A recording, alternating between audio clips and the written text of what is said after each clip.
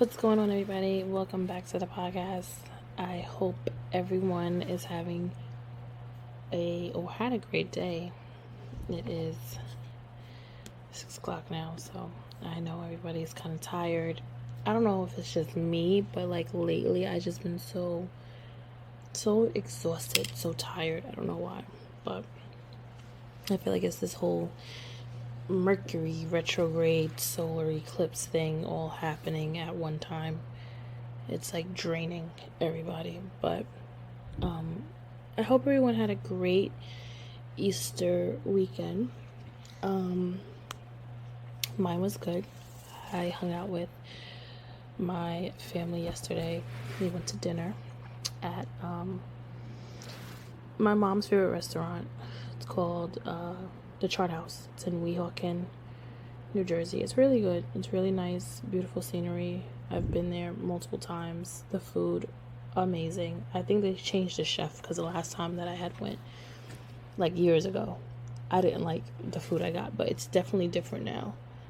So I think they changed the whole chef and everything, but nonetheless, it was cool. It was good. And why I sound like this, is because of Friday night. It was my friend Amanda's birthday, and her birthday was Saturday, but we went out Friday night for our birthday. We went to dinner, and then we went to like a nice little lounge or whatever, Made in Mexico in Dykeman.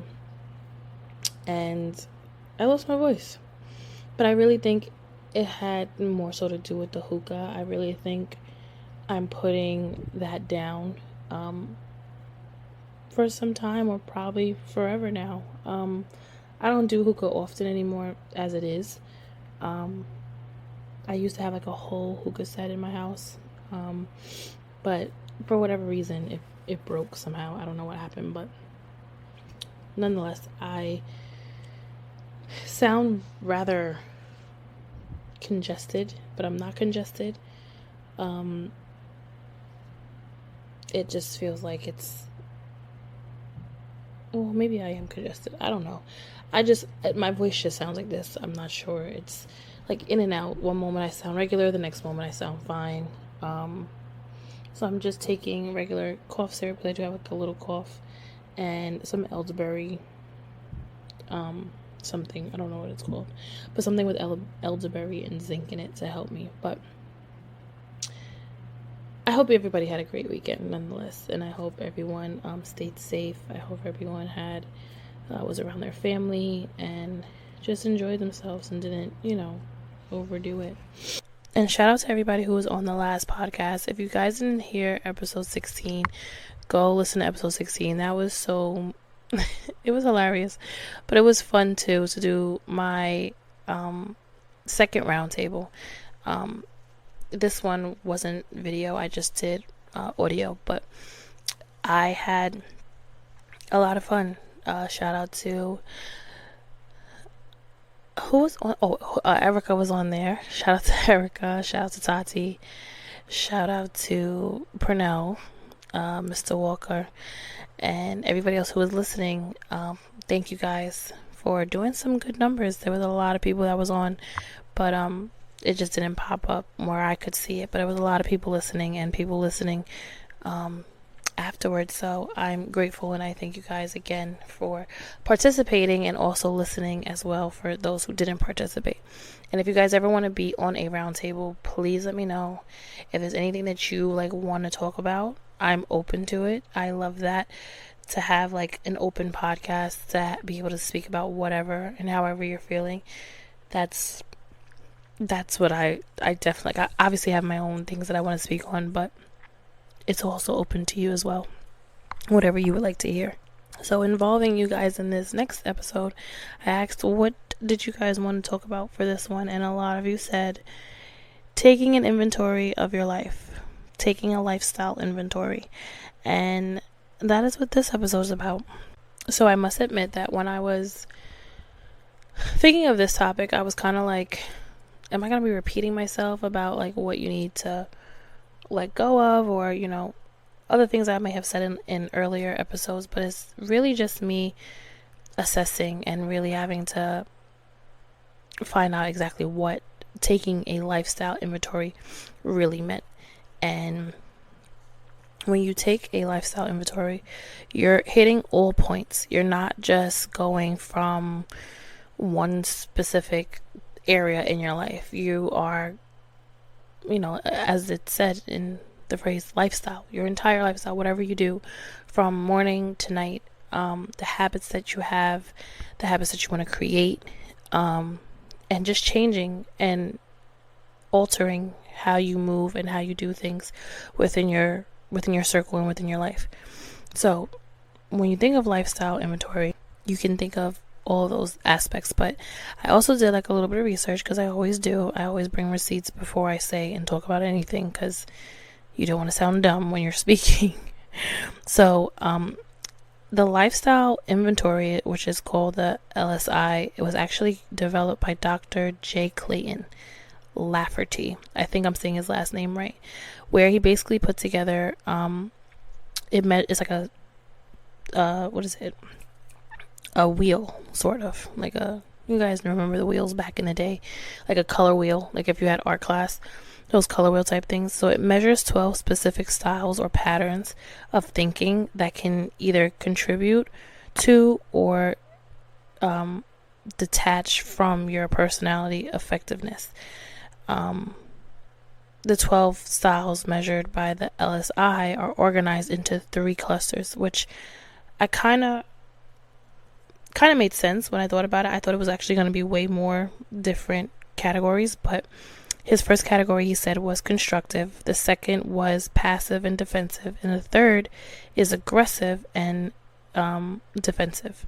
So with the first cluster being constructive, it includes your achievements, self-actualizing, encouragement, and afflictive thinking styles.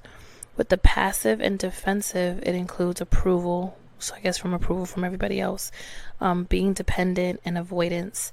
And the third one being aggressive and defensive, it includes power, competitiveness, and perfectionism, which we all have all 3 of these. And at some point, there's some area within ourselves that we display these characteristics, or we look for, I guess, that's the inventory of how we take in things in our life, which was actually kind of interesting. But I'll talk about that later. So let's get into it. Taking an inventory, a lifestyle inventory. So what is taking a personal inventory or a lifestyle inventory? Basically means reflecting inwardly and taking stock of what makes you you. It also means taking a look at who you keep around, like your circle, your associates, who you really have conversations with day to day, and what do you do in your spare time. It may sound like a lot, but when you really sit back and think about it, like I had to think about it, for myself, of what your time consumes of, does that sound right? What your time consumes of. Yeah, it does. I don't know. You know how sometimes you say certain things and it's like, does that even make sense? But it does. You should have I call it like a oh shit moment, or like, some people call it a aha moment, and wanting to start a change, and understanding too that changes happen gradually. Changing doesn't happen in a split of a second. It doesn't happen when, the moment we make the decision that we want to change how we see our lives or what we want to do. It literally changes over time. And I mean, I guess you can kind of blame the era that we're in now of instant gratification and wanting what we want at the exact moment of when we want it. And if we don't get it, we feel like we're useless. But change takes time. Like, I'm not the same person who I was last year. I'm not the same person who I was in December. These last 4 months, because it is April 1st, these last 4 months have been like a constant reminder for me, at least, of how far I'm how much I've changed and how much I'm growing and how far I've come. And it's still a long journey. It's still going to take some time. And I feel like a lot of us in our early 30s, because majority of my friends are in their early 30s, even some who are in their late 20s about to be 30, they're starting to feel like this sense of wanting to change their lifestyle and really take into consideration what it is that they're doing, who they're spending their time with. And I can't even say it's just like my generation. I can't even say that's just the people who are in their early 30s. I find, and I've seen a lot of younger people who are like in their like early 20s, like 21, 22, starting to really see people for like who they are, but also seeing how they contribute to situations and how they act in certain situations as well, and wanting to change that and not wanting to do the same things all over again, which is actually kind of good, because I mean, it's a balance. It's a not a balance, but I guess it's like a, what is it called, a seesaw between like you have time, but then we don't have time, because timing is very precious and we never know when our time is up. But wanting to do what's right with the time that we have now. So where do you start? So first, what I did was I wrote this down. I wrote it in my laptop, but you can write it down on paper. You can write it down on your phone, your iPad, your computer, whatever you want to do. Write it down and start evaluating yourself. Now, here's a disclaimer, right? You ready? You will only have to be honest if you want this to work. If you want the oh shit moment, or the aha moment, you can only get that if, and only if, you're honest with yourself. Don't write things down that make you sound perfect or as if you have nothing, there's nothing wrong with your life. Everything is completely great. You're full of shit. No one's life is completely great. There's always something, whether it's small or big, there's always something that everyone is going through. So everyone's going through something. Be honest with yourself and continue this year making the necessary changes. And when I did my own evaluation, I took my own inventory. If I looked back, like just in my mind, because obviously I didn't write it down when I was younger. I mean, I think I did, but I had like a journal back in the day, but I don't know. I probably tossed that journal. I don't even know where it is. But if I were to think back to like myself at 25, at 23, hell, even 27, 29, it's like a complete difference. And I see it for myself. I don't know if my friends see it. I would have to ask them, but I see it within and seeing the necessary changes that I'm trying to constantly make. But like I said, it's not going to happen overnight. It takes some time. And you have to be patient with yourself. You have to be patient with your friends as they're changing. You have to be patient with your family as they're changing, and your spouse. You have to give people time to make those moves. But when I wrote it down, these are the 3 things that I did. Like how I took the inventory, right? So here we go, right? So the first thing is pick 3 areas in your life that are important to you right now at this stage in your life. So it could be your finances, like you want to get better at saving, you want to get better at paying your bills on time, you want to start investing, you want to open up another bank account for your future children that you will have later on in life, or you want to just open up an account now for your kids that you have now, or you want to get into, whatever second side hustle that you want to have. It may be that. It may be relationships. If you're single, you're ready to start dating with a purpose, right? You're not just dating just to date, but dating with an actual purpose, and finding someone who wants to do the same. Or if you're in a relationship, evaluating if the relationship is serving you the way you like it to, or Does it need some help or some spice? Like, how can you spice up your relationship? Or is it over? Is it completely done and you both are holding on to the what was and not realizing what is, right? The other part of your life could be your career. If you're at a job, you see how I said job and not career?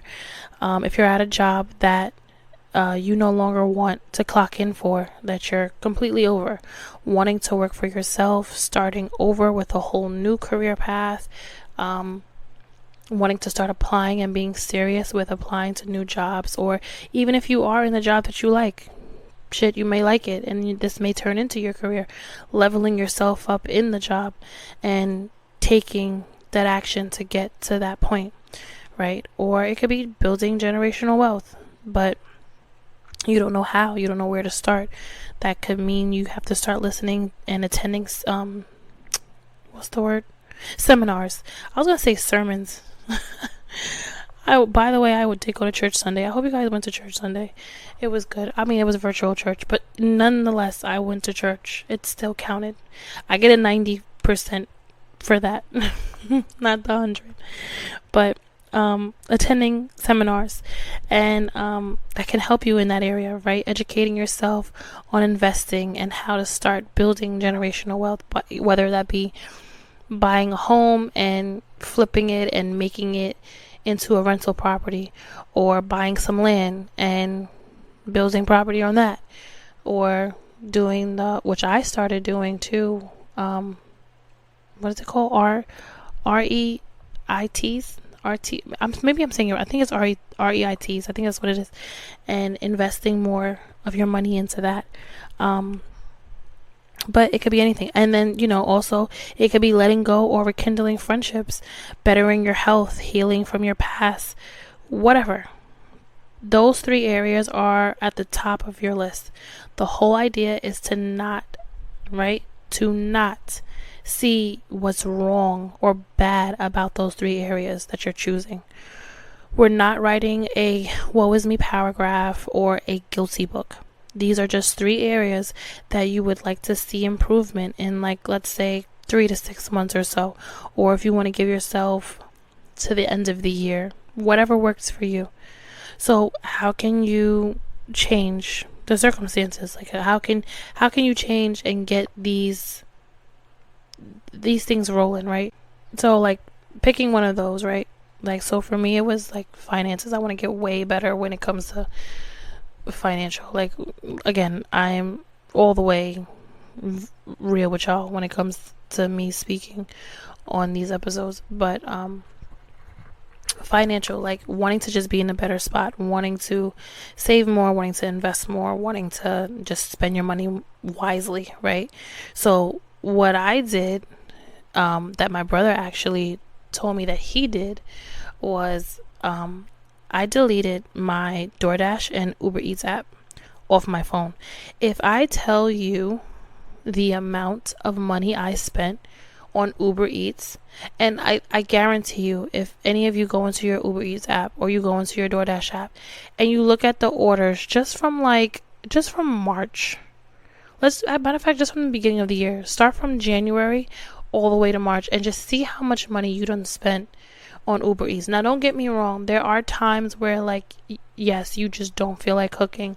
You may have worked a very long shift, or you forgot to take something out of the freezer to cook it. I've done that plenty of times. And then also not wanting to overcook, because sometimes I find myself doing that too. Like, I'll cook for like 4 people and it's just like, it's just me. And then I know, like, my mommy says, oh, but you can use it for leftovers. And I'm like, Ma, I don't like leftovers. Yeah, if you guys didn't know, I'm not a big leftover person. Sometimes I can have it, but it really depends on what it is. But otherwise, I'm not really a big leftover person. So I would normally get something off Uber Eats because it's portion right. Good, boom, I have it for tonight. I'm good. I don't need it again. But I deleted both of those apps off my phone, so I won't be tempted to order out. And rather, now I go back to meal prepping. So even today, having to cook, I cooked meals for the rest of the week, made a variety of things, and just wanting to, like, make sure that I don't I don't eat out. And even if I go to work, like me working so early in the morning, if you know me, you know I work hella early in the morning. And even then, like, I don't like to bring dinner food to work because it's too heavy, it's too early in the morning. So I'll get like a smoothie. So I'll add that within my budget. Like, okay, I'm gonna have a smoothie, or I bring a smoothie to work, which I'm gonna start doing. Bringing a smoothie to work, or just buying one thing while I'm at work, and not spending money twice within my 8-hour span of being at work. Like, you get what I'm saying? Like, buying too much shit at work, knowing that the price is like ridiculous. But you know, you're writing, but the whole point is, right, you're writing down what you need to fix. Like, how can you fix your situation? You're not writing down anything negative. You're not talking about how bad you are at spending. You're not talking about how you will never get yourself out of debt. You're bringing positivity into your life. You're speaking positive about what it is you're trying to do in this situation. And again, it could be any area in your life that you want to see a change, or that you want to fix in this area, in this part of your life right now, and seeing where you can make the adjustments. And for me, the adjustment was deleting DoorDash and Uber Eats. And sometimes, like, I feel tempted to get it back, but I'm like, no. If I wanted to get something, like, I can make it. My mother taught me how to cook. My grandmother taught me how to cook, so I can cook it. Just not so much this time. So the second thing you want to do is you want to take a personality test and a love language test. And this is basically, like I said, it's like evaluating who you are now at this point. Because maybe you've taken a personality or a love language test before, but that may have been like 5 years ago or 10 years ago. We change every few months. We change. I thought it was like every year we change. No, it's literally like 3 to 6 months we go through these what does the doctor call it? Like, I don't know the word, but it's like these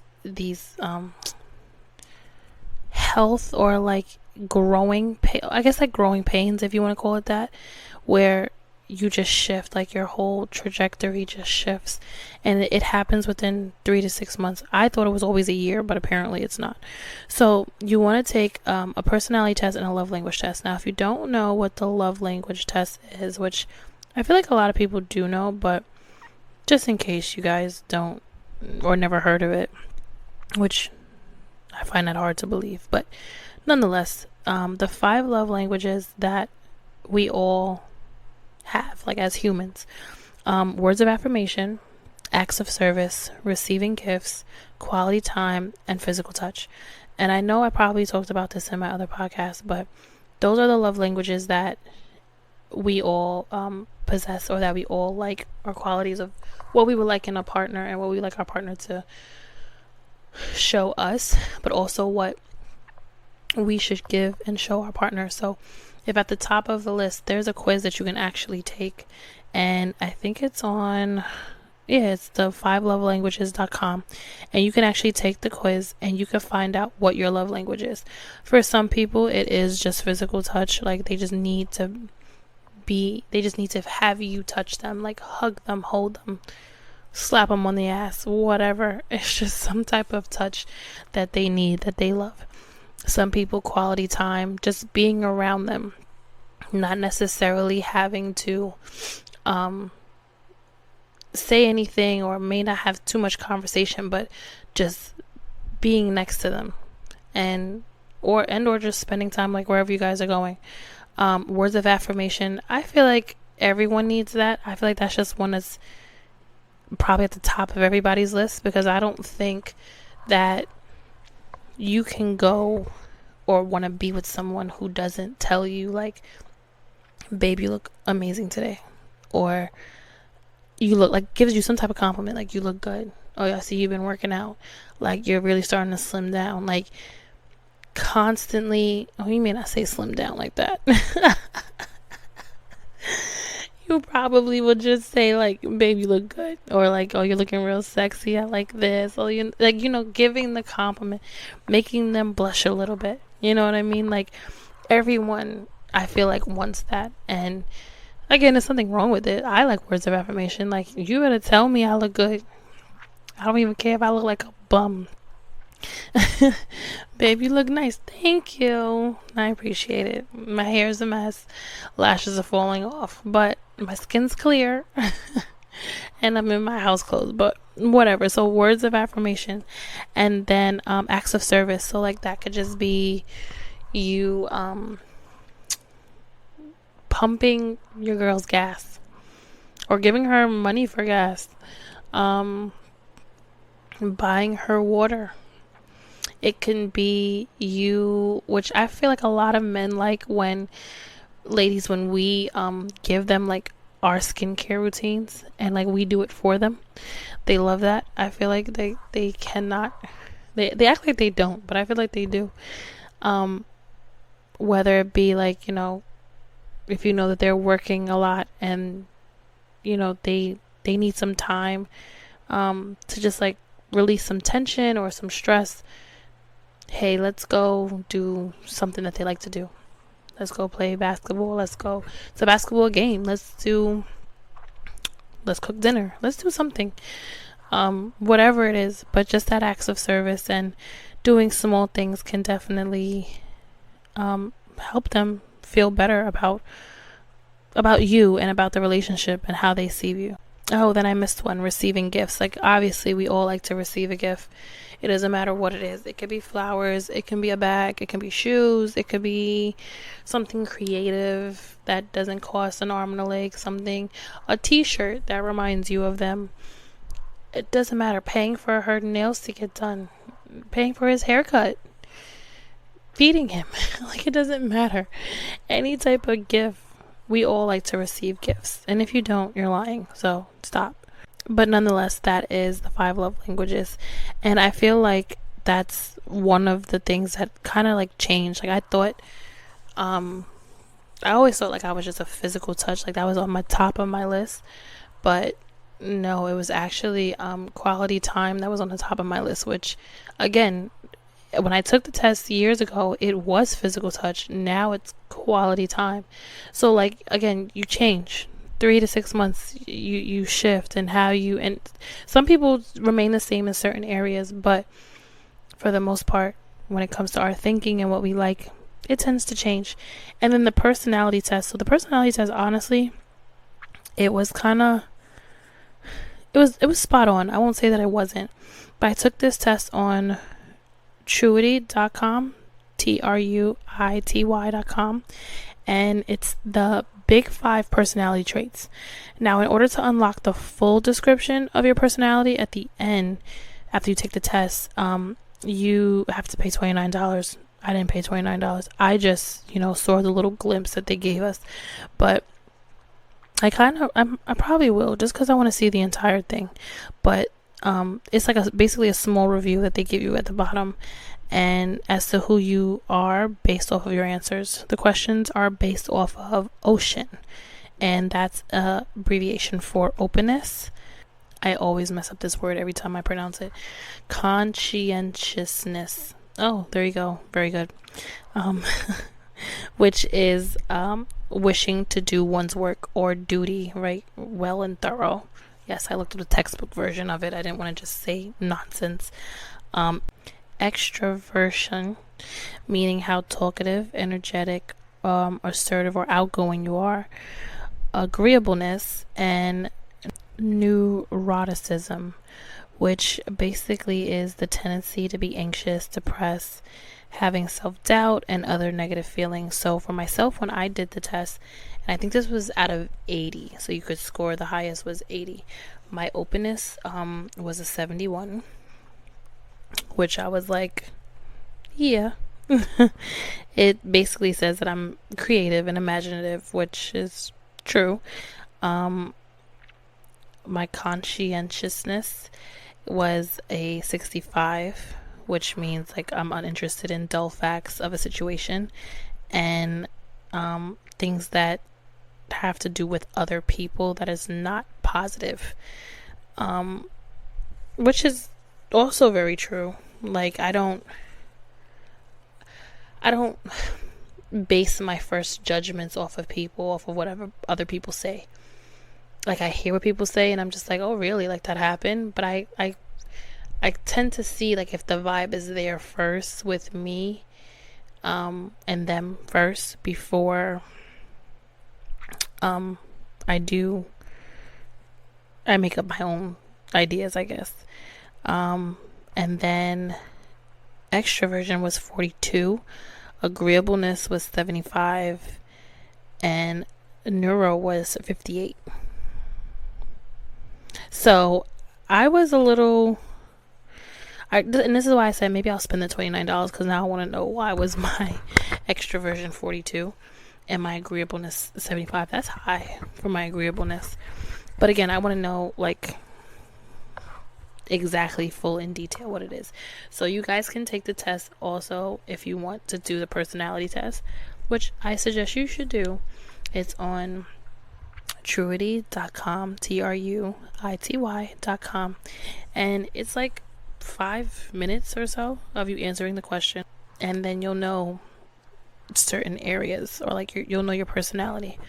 And although we kind of have an idea of like our personality and who we are and how like outgoing we are and how maybe introverted we are or extroverted we are, it's kind of cool to see like other little points, like I said, that you probably never thought of about yourself, and this test actually does it. So that's the second thing you would want to do when it comes to taking a lifestyle inventory, is a personality and a love language test. And the third thing that you want to do is you want to check and update your interest inventory. So while we're checking and updating our personality and our love language, you also want to check and update what you're interested in. And ask yourself the question, like, so what am I interested in? Like, what now do I find appealing? And what are you no longer interested in?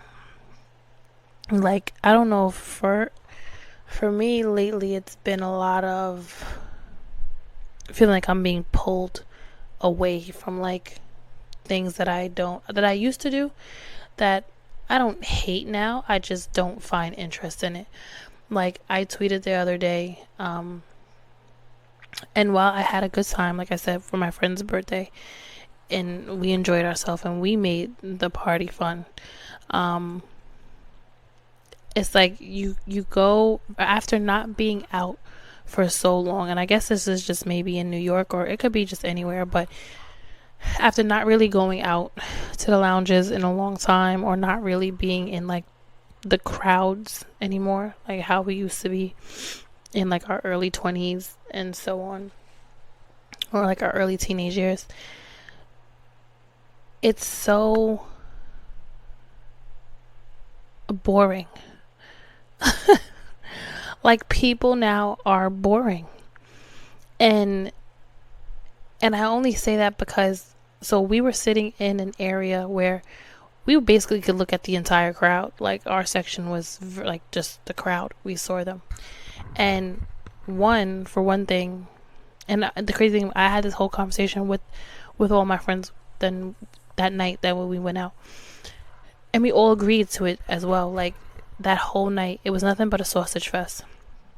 Now, cool, that's fine, no problem. There were a few girls there, which was cool as well. But when I say, like, the men's in them are really like outside. Like, these men are really outside partying in the club, smoking, got the drip on, everything. And then also want to say the next day that there's no good woman out there. But you're not going to find good women in the club, sir. And I only say this because I saw a video of a guy on TikTok saying that, you know, where are all the wholesome women at? And a guy said, all the wholesome women are in TJ Maxx, Home Goods, Marshalls. Yes, we are, because that's where we love to be at.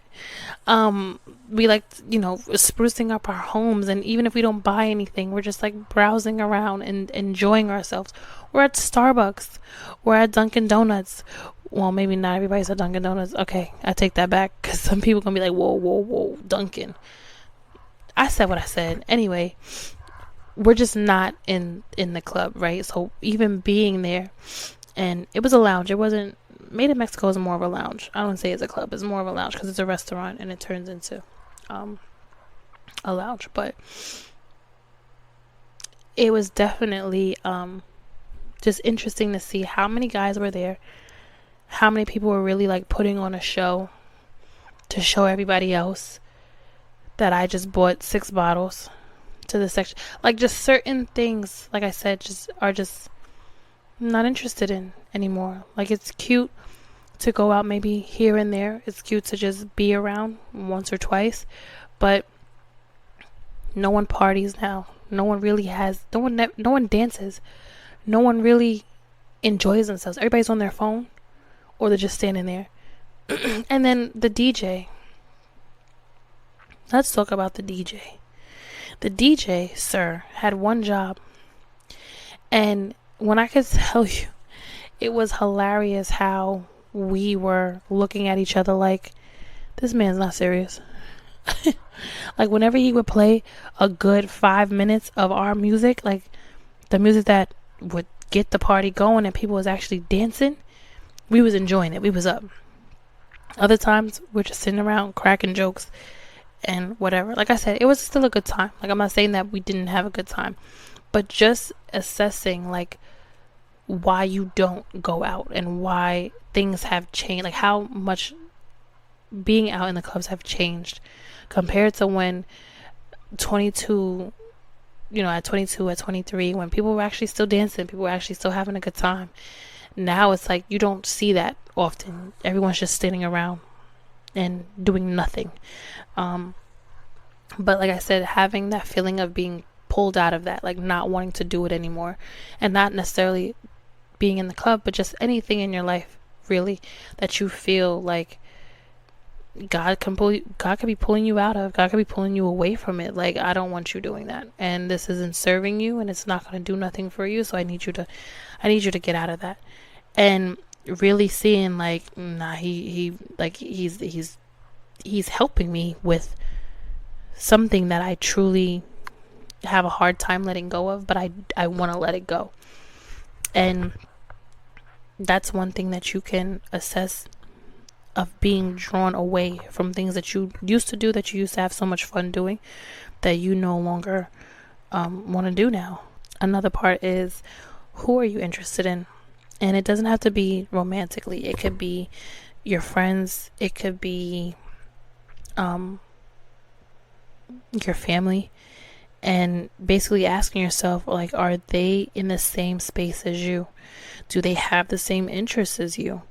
Are you, are they moving with you?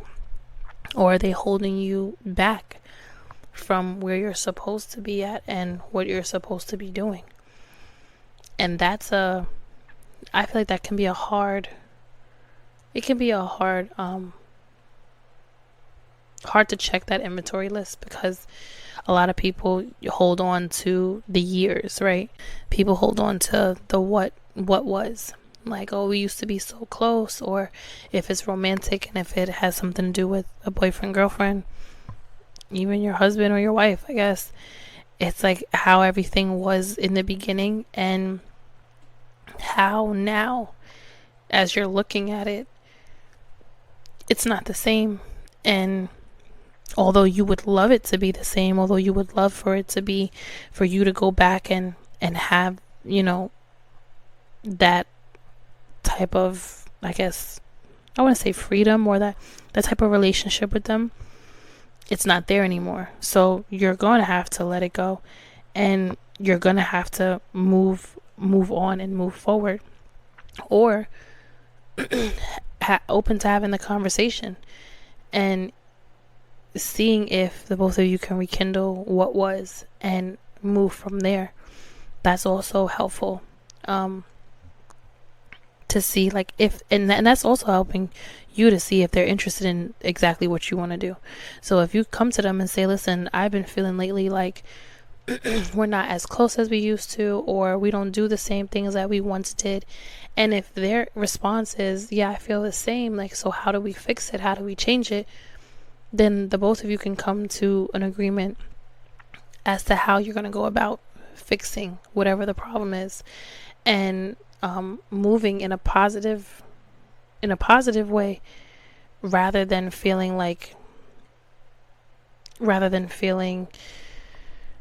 stuck, and rather than feeling down about where your relationship is and the status of, your friendship. So that definitely helps, seeing if, they're willing to work it out and willing to change it. And you probably will get, some flack for it.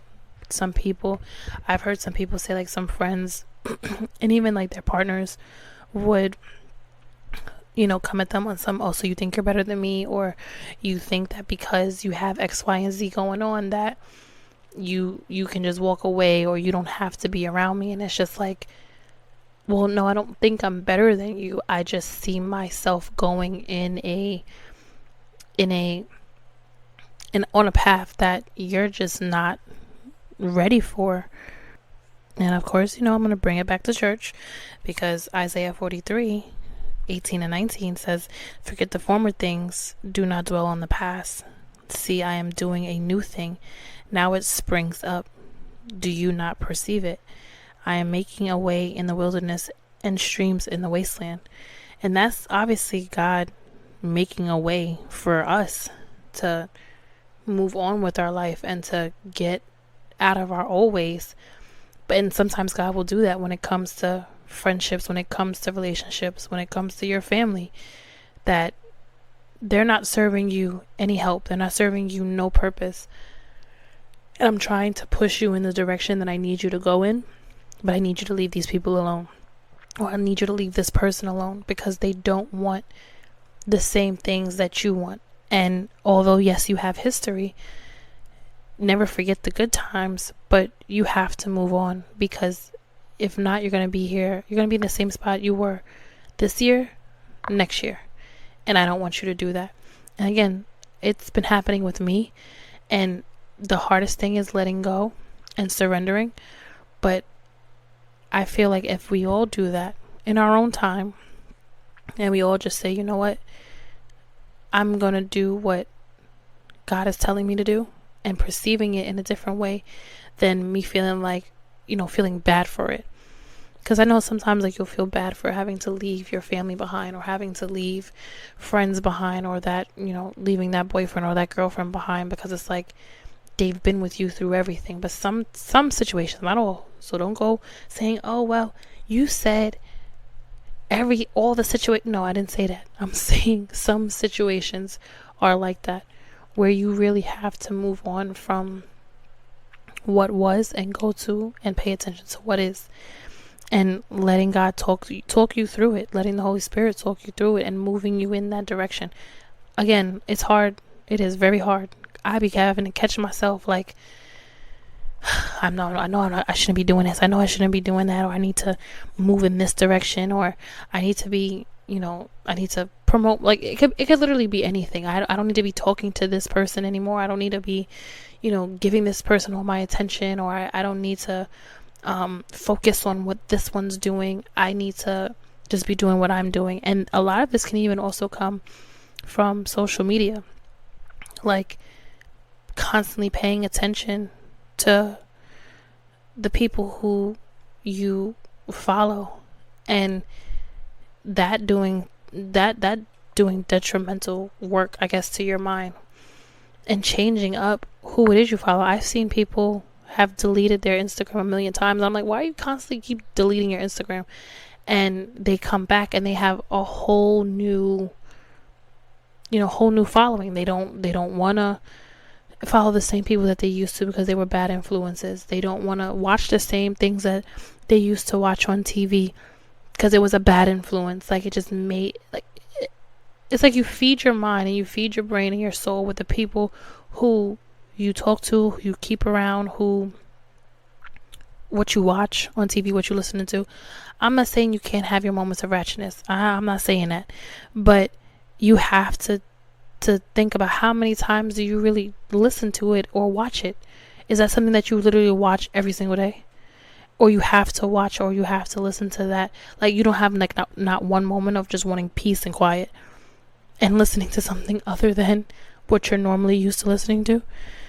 So that's one thing that you should do, just having an assessment of who are you interested in. And again, it doesn't have to be romantically, and if it is romantically, maybe that person is just not for you, and maybe that person is just not who you're supposed to be with, and it's okay.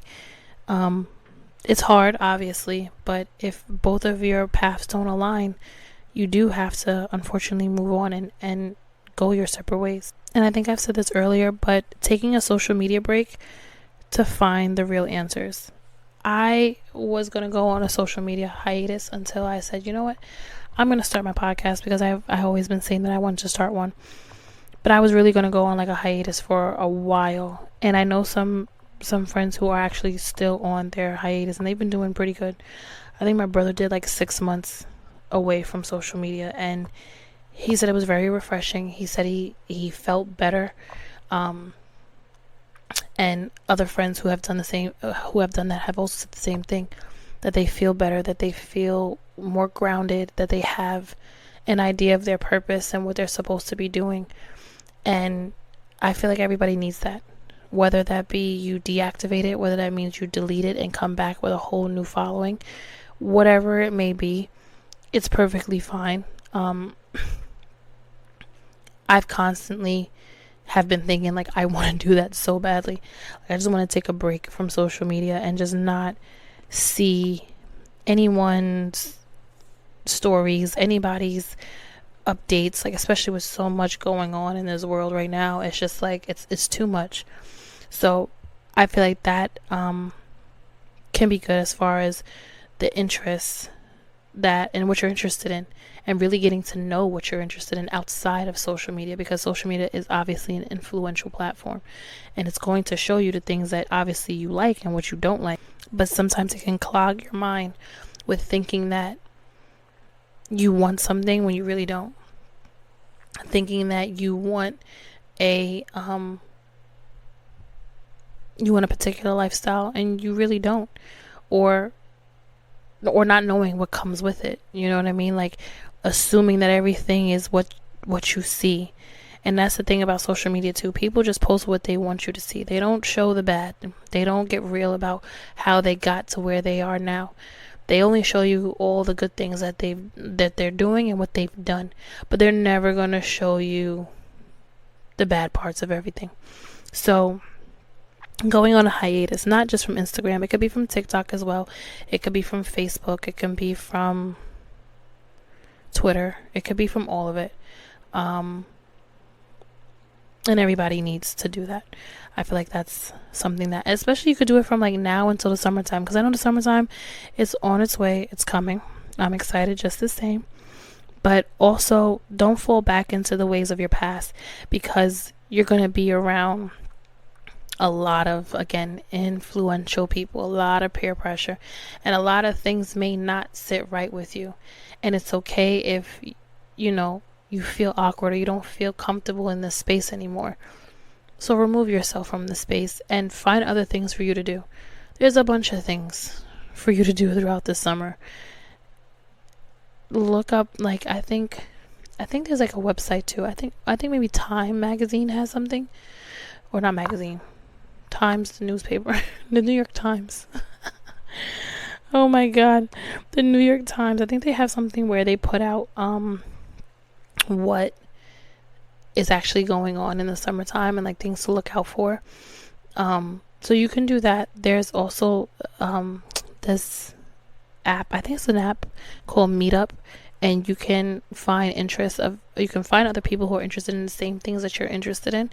And so let's say like you're into art, right? And they'll show you like groups that are going to meet up in the city to go to the art museums, and then from there you go to dinner or lunch or whatever, and you just talk and interact with people who have the same interests as you. If you're into music and you want to learn how to DJ, you can do that as well. If you really just want to be grounded in your culture, especially for us Black folks, our holiday is approaching, Juneteenth, and wanting to do other things outside of, going to a party. You may want to do something completely different. But then also finding and researching that as well. Or even if you have that, your small group of friends, having a plan as to what it is you guys want to do, which you guys should also get my summer planner. It is doing very well. I'm very excited about it. It's going to be posted. I'm going to post it on my Instagram or on the Drinks After Work podcast Instagram. And it's a planner that you can start planning things out, like how you want to go about your summer. What do you guys want to do? Obviously, there's going to be times of like sporadic things, like spontaneous things. I mean, you could sporadic too, but spontaneous things that you're going to be doing in the summertime, like obviously going out to get some drinks after work or whatever. But if you really want to start planning now, like with your friends, I put together a whole planner that helps you get like the ideas, the costs, when, where, and that way it's all set up. And granted, obviously we have our phones, we can put in our calendar, but how many times do we really pay attention to our calendar in our phones? I barely pay attention to it. If I don't put on the alert, I forget that the thing is even on there. But that's another way for you to check your interest inventory, is to really assess, like, have a planner. And again, you can get my summer planner, and I also have a planner and a journal for men and a planner and a journal for women as well. And that can also help with your interests, what you would like to do, how you would like to go about your summer. And obviously for the rest of the year, it doesn't necessarily have to be the summer. It could be at any given time, but having a planner definitely helps. I know for me, it definitely helped. And also know that like taking this, lifestyle inventory it's an eye opener. Like just really being open and honest. Again, you have to be open and honest about what it is you want and what it is you're really interested in. Don't do or say things that sound good. Like just be honest about what it is you really like to do and what it is you no longer want to be around or want to do, or how you want to change your circle, or how you want to change your perspective on your life, and how you want to move about the rest of the year, and like I said, the rest of your life. So take the time to do I thought I almost dropped this thing. But take the time to really assess and really write things down. It could be in, like I said, it can be on paper, it could be in your phone, it could be on your laptop, wherever, and really just do those 3 things. And again, like when I did it, it was really an eye-opener, and I was just like, wow. The changes are not drastic, but I mean drastic in a sense if you look back from me being 32 now to 23. Obviously, that's a whole 10-year change, but even just from what I was interested in last year or the year before that, and compared to what I'm interested in now, how I want to move about my life now compared to how I was moving about it before. So definitely do it. I recommend it. 10 out of 10. And I love you guys for listening. Thank you guys. I made it. I said I was going to only make this episode way less than an hour, but it ended up being an hour anyway because of my voice. So I'm going to fix this and get it back to normal. And I hope you guys have a great night. I hope you guys get to enjoy your family, get to enjoy some good dinner. Hopefully you guys did not use your Uber Eats and ordered food. But if you did, it's okay. We'll start again tomorrow. It's fine. And I hope you guys enjoy the rest of your night.